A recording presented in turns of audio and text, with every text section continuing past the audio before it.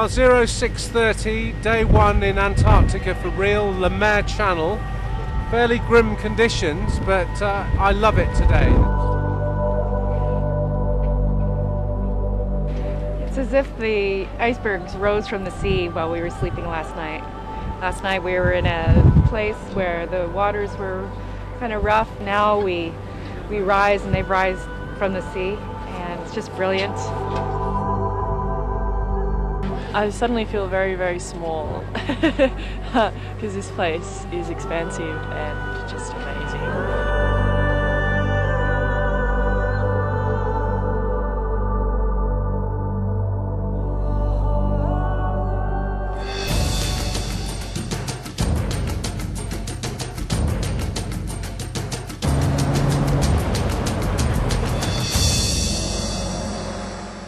We're here, this is our first landing in the Antarctic, and it's very exciting because there's some firsts happening, historic firsts. Narelle and Malcolm, the first indigenous Australians ever to stand on the shores of Antarctica. It's very surreal. Just penguins just next to you, just want to cuddle them or something. So good.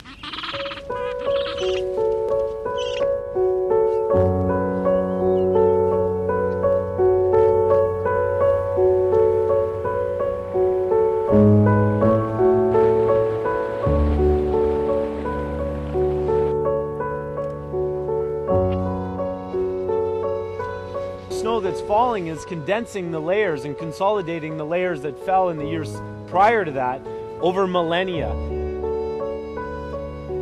Petermann Island is home to Adelie as well as Gentoo penguins, and will be our southernmost point as we now begin to make our way north up the Antarctic Peninsula.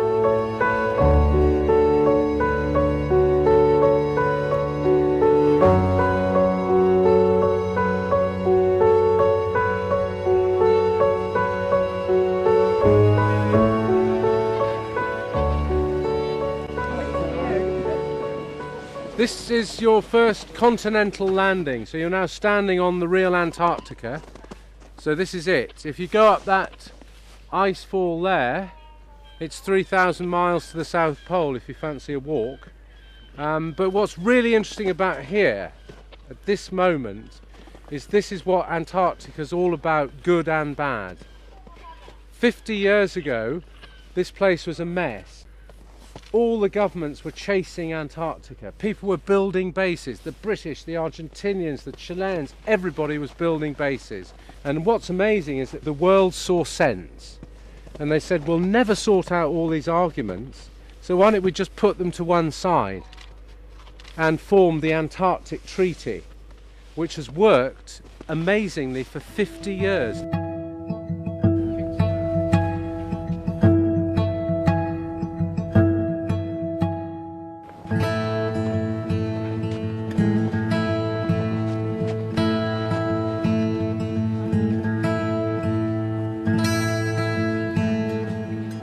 So beautiful. I have no words to express how happy I am now.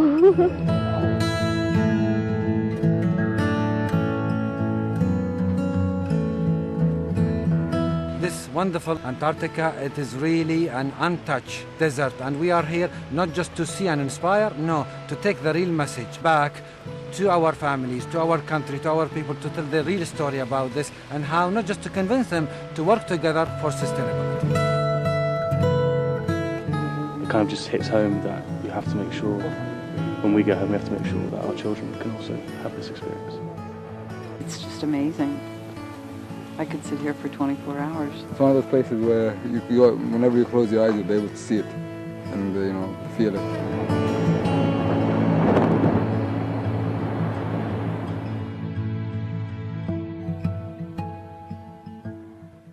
We've got a lot of go-getters in our group, so it's good. At least they know how to put up a tent. We're missing a tent. I don't really think anyone here has really done that kind of camping on ice in the Antarctic, so it's my first experience. Hopefully not my last though. Our inflatable Zodiacs nose into Leaf Cove for a night of camping on the ice. A good dance round. But we'll leave it in your capable hands. Good luck. Thank you.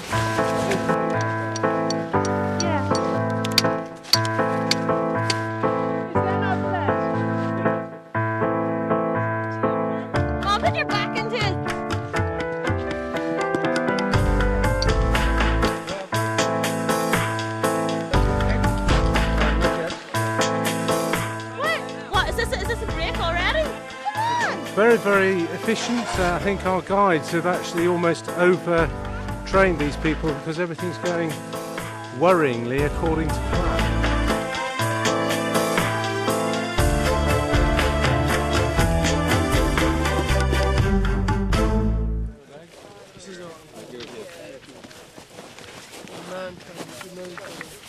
Hey, how are you?